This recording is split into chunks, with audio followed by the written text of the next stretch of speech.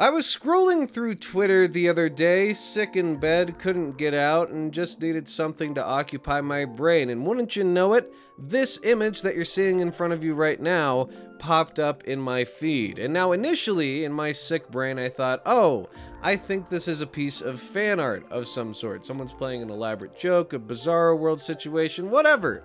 I thought it was goofy and funny, and I moved on with my day. Then, later in the day, my head cleared up a bit, and I decided to do a little bit of research on that image, and it turns out this is a very real image from an unaired pilot of American Dad, an unaired pilot that I did not know existed. Now keep in mind, about 2 months ago, I did a video on American Dad's lowest rated episode and a weird cult following that had developed around the episode. And in preparation for that video I did, I researched everything I could about American Dad and how it came to be and when it got dropped by Fox and picked up by TBS. I tried to learn everything about it because I wanted to have a accurate, well thought out, well researched argument in that video.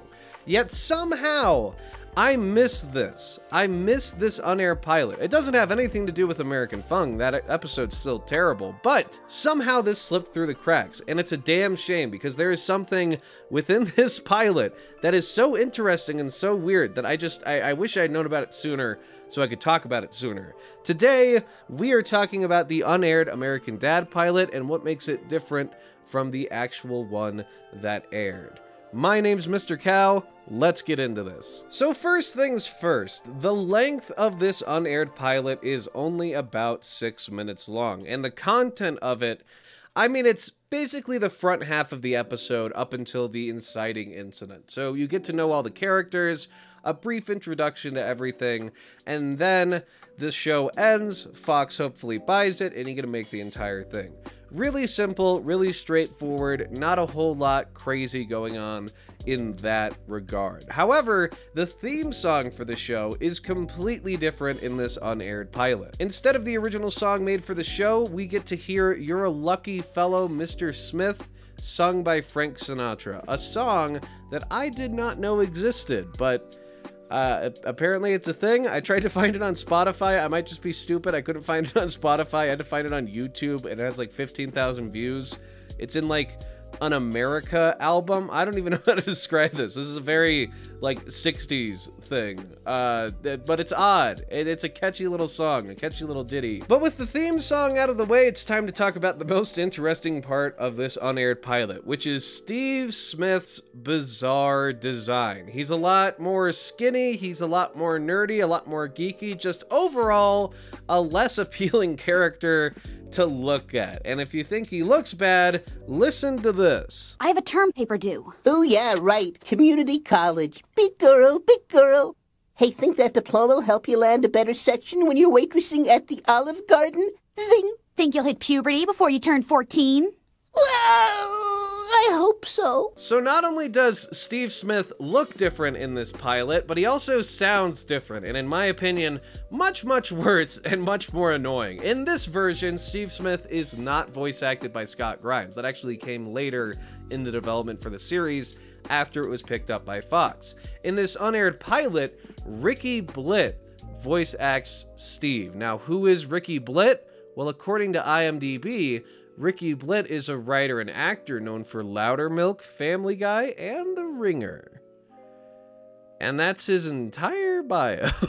There's nothing else there. I think it's safe to say Ricky Blitt blew this one a little bit. Could have been his big break. I'm sure he's very, very successful, doing well, but still, he could have been Steve Smith, my dude. But things just didn't line up in that regard. And frankly, I know it's being a little harsh, but it's not Ricky Blitt's fault. He did the best he could, gave a voice performance despite it being very, very annoying, in my opinion, and honestly insufferable. If Steve sounded like that, I probably couldn't watch the show because that would just be too much, I think. And that really is the character of Steve in this unaired pilot. It was just too much of that stereotypical nerdy high schooler. And that's part of the reason why this was changed for the full series, for the actual release of the first season. It just didn't really work as a character. Everyone else here in this unaired pilot is about the same. In fact, most of the pilot is the same as what got put out. But Steve's character, that weird, stereotypical geeky design mixed with that overly annoying, squeaky, just terrible goddamn voice, it just made Steve as a character hard to listen to and hard to look at, which of course leads to that character being changed. And honestly, that's kind of all there is to this story.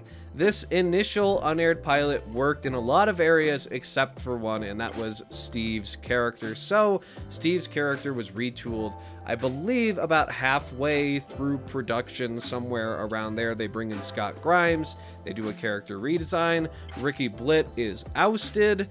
And another thing that should be said about Ricky Blitt, as much as I've made fun of him a little bit here for giving a kind of goofy performance as Steve Smith, and of course, looking back at it now after 17 seasons of American Dad, it's just weird to see that character designed in a different way and hear him have a completely different voice. So I might be being a little bit too harsh, but it is a very strong possibility that they were working on this pilot, they didn't have a voice actor for Steve, they didn't know who to choose, and Ricky Blitt stepped up as someone working on the show and said, hey, let me do this for you. He's a friend from Family Guy. Let's let him try the voice of Steve. That's good enough for the pitch that we're showing to Fox, because keep in mind, this 6-minute pilot was not intended for audiences. This was meant to be shown to Fox, or any network for that matter, but Fox was the one that wound up buying it so that they could buy it. Just give them a little taste of the show. So it is possible Ricky Blitt was just doing a job, filling a hole. This wasn't what he wanted his career to be, but I mean, 17 seasons of checks from American Dad. That has to be... He's got to be kicking himself that they didn't go with his voice, that they settled on Scott Grimes. That's got to be, ooh, a damn shame. Scott Grimes living in a mansion. Ricky Blitt living in a box. I'm, of course, joking. Ricky Blitt is not living in a box. It's just a really funny situation to me. I didn't know anything about this. It's been fun looking back at it. That's really all there was to the situation. It's just a character that didn't work. They retooled it. They brought Scott Grimes in. They redesigned the character. There was something I read about Seth MacFarlane and some of the people who were from Family Guy not wanting Steve's character to be too similar to Neil Goldman's character from Family Guy, like not being that stereotypical to where you have the same character in two shows. It most likely wasn't the deciding factor as to why Steve's character was changed. I mean, we can see why it was changed just by watching his character and how insufferable he is. So it's still an interesting piece, because a lot of people forget American Dad was supposed to replace Family Guy initially, because Family Guy got canceled. But it's just interesting to see how all this stuff played out and what could have been in a different world. Would American Dad have lasted as long as it did with this version of Steve? If you're asking me, no, but I would love to hear what you all think of this situation down in the comment section below. Like and subscribe to become a cow, and that's really all I got for you guys this week. I'll see you all next time. Goodbye.